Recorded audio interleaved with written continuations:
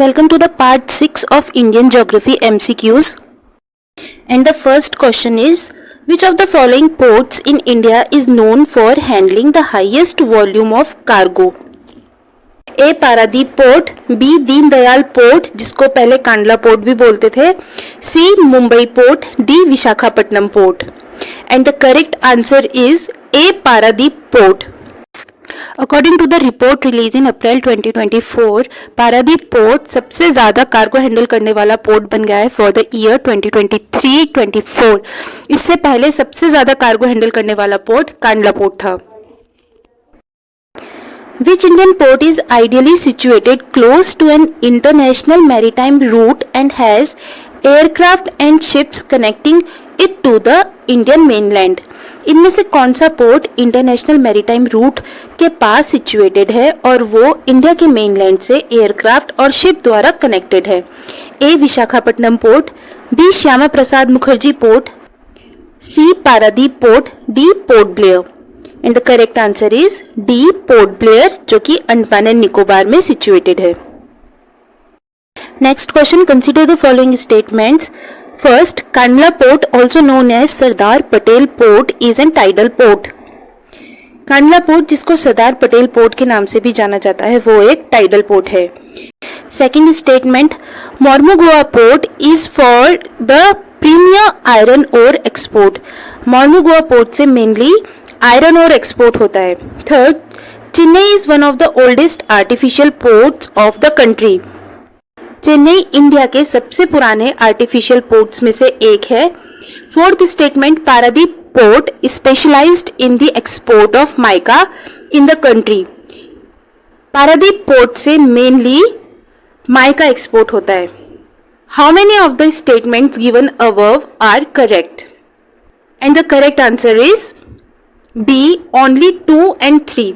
Because Kandla port जो है वो एक टाइडल पोर्ट तो है, पर इसको सरदार पटेल पोर्ट के नाम से नहीं जाना जाता है, इसको दीनदयाल पोर्ट के नाम से जाना जाता है.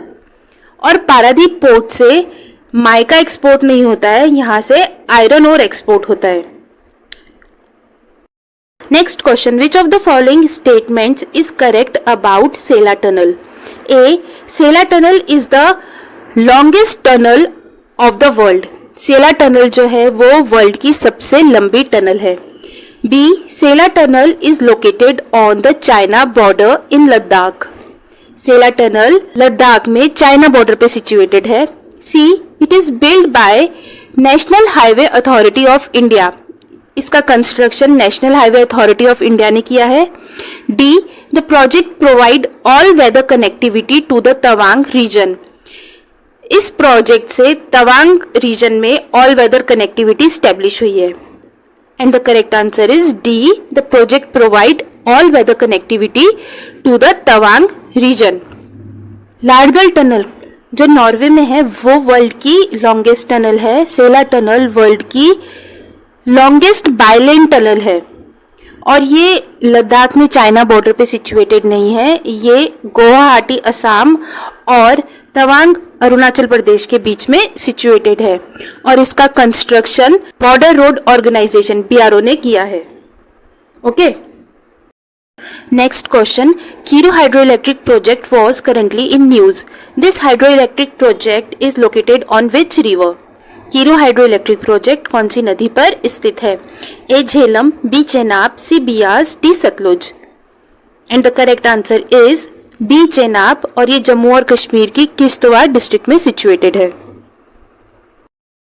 Next question, countries first under water metro line was inaugurated bye PM Narendra Modi on March 6, 2024 in which city? देश की पहली अंडर वाटर मेट्रो लाइन का उद्घाटन प्रधानमंत्री नरेंद्र मोदी द्वारा March 6, 2024 में कौन से शहर में किया गया? A. Kochi, B. Kolkata, C. Delhi, D. Mumbai. And the correct answer is B. Kolkata. Next question, which of the following Indian city faced severe water crisis in February-March 2024? A. Delhi, B. Bangalore, C. Bikaner, D. Raipur. And the correct answer is B. Bangalore. और जो ये water crisis हुआ है ये south west monsoon और north east monsoon दोनों के ही कर्नाटक में फेलियर की वजह से हुआ है।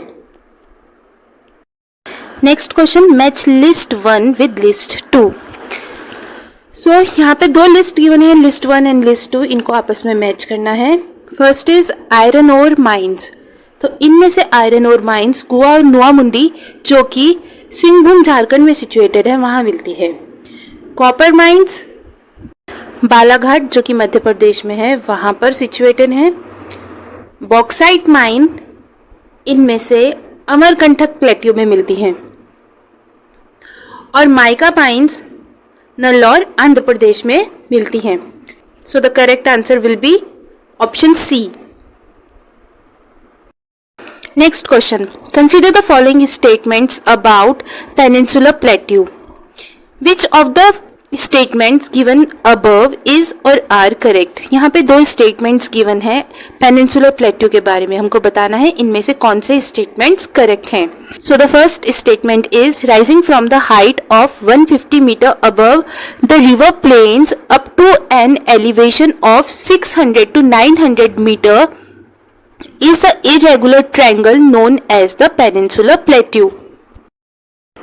Peninsular plateau जो कि एक irregular triangle की शेप में है जो कि रिवर प्लेन से 150 मीटर की ऊंचाई से 600 से 900 मीटर की हाइट तक एक्सटेंड करते हैं। Second statement, Delhi range in the north west, Rajmahal hill in the east, Gir Range in the west and the Cardamom Hills in the outer extent of the Peninsular Plateau. Peninsular Plateau के north west में Delhi ridge है, east में राजमहल hills हैं, waste में गिर range और इसका outer extend कार्डेमन हिल है। तो ये दोनों ही स्टेटमेंट करेक्ट है, तो answer will be C, both 1 and 2. Next question, which one of the following is the first multi-purpose river valley project of independent India?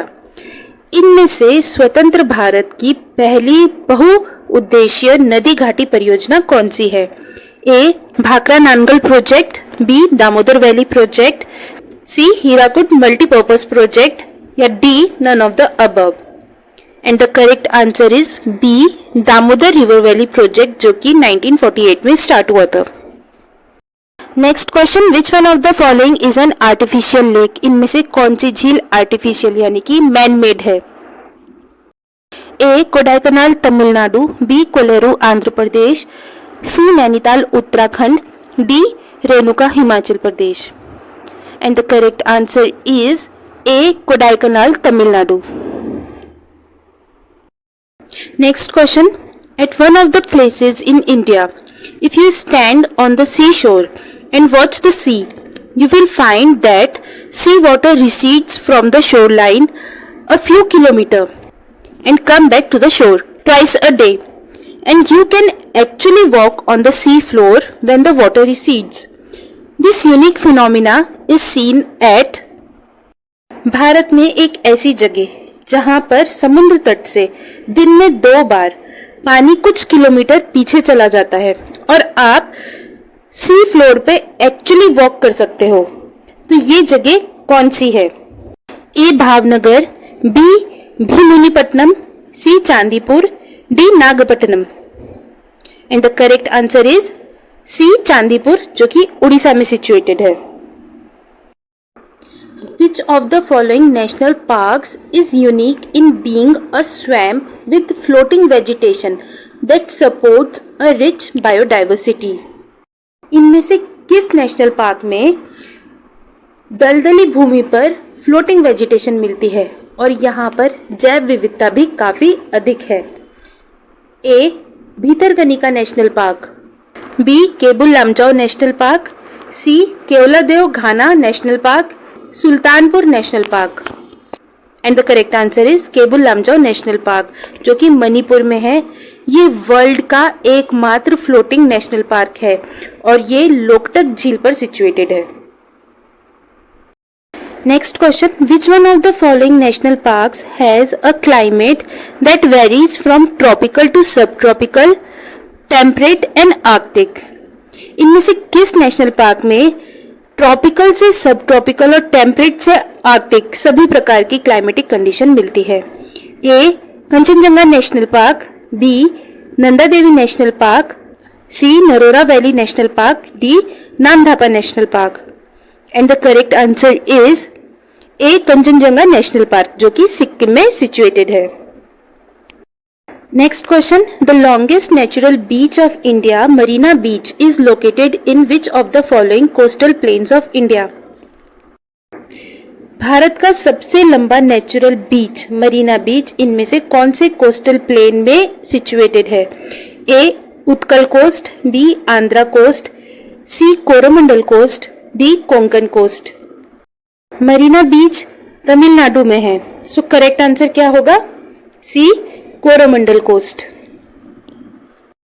Next question, Siachen glacier is situated to the, Siachen glacier स्थित है A east of Aksai Chin, B east of Leh, C north of Gilgit, D north of Nubra valley. And the correct answer is D north of Nubra valley. Next question, with reference to India Didwana, Kuchaman, Sargol and Khatu are the names of A glacier, B mangrove areas, C Ramsar sites, D saline lakes. ये चारों जो है राजस्थान में स्थित saline lakes के नाम है, so the correct answer will be D saline lakes.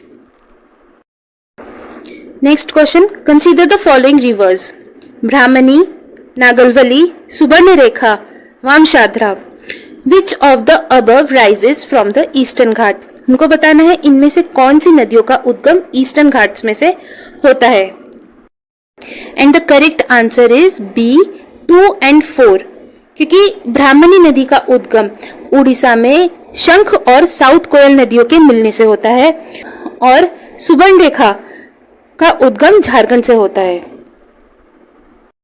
Next question, which one among the following state capital is closest to the equator?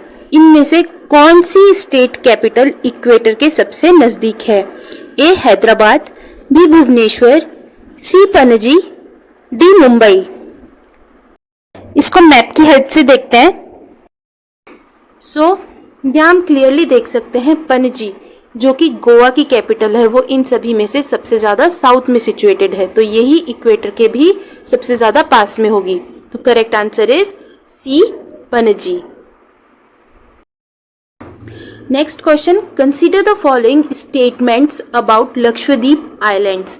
यहाँ पर लक्षद्वीप के बारे में कुछ स्टेटमेंट्स गिवन है, हमको बताना है इनमें से कौन से स्टेटमेंट्स करेक्ट हैं। So the first statement is this group of islands is composed of small coral islands. Lakshadweep जो है वो छोटे छोटे कोरल आइलैंड्स का एक ग्रुप है, सो ये स्टेटमेंट बिल्कुल करेक्ट है। Second, earlier they are known as Laccadive, Minicoy and Amindivi. इनको पहले लाकाद्वीप, मिनिकॉय और अमीन दीवी के नाम से जाना जाता था, ये स्टेटमेंट भी बिल्कुल करेक्ट है।